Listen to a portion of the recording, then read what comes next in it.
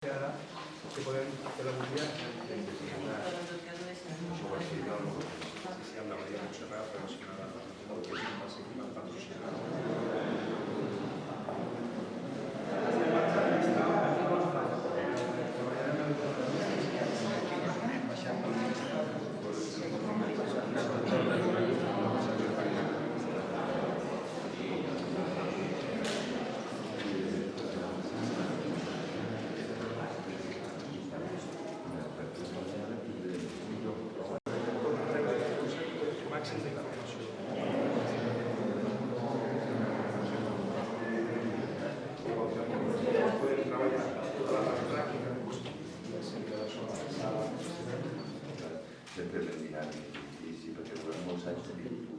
Esto va a ser un referente y un museo modelo, porque además también tenemos muy moderno toda la tecnología que vamos a usar.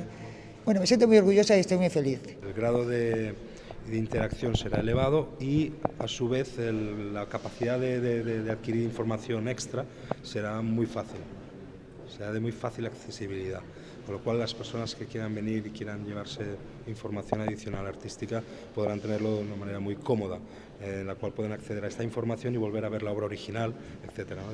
Algo que es un tú a tú, un hilo conductor, un diálogo mucho más directo entre la obra de arte i el visitant. Jo penso que això és un primer pas, però que té d'estar lligat amb d'altres passos que estem de fer en un futur. Evidentment, tenim el pressupost que tenim, l'Estat d'Andorra, tenim de saber prioritzar i catalogar bé les nostres prioritats, no? Però és evident també que encara falta a Andorra un museu nacional, no? Per la nostra identitat, no? Això és una cosa que se n'ha parlat moltíssim.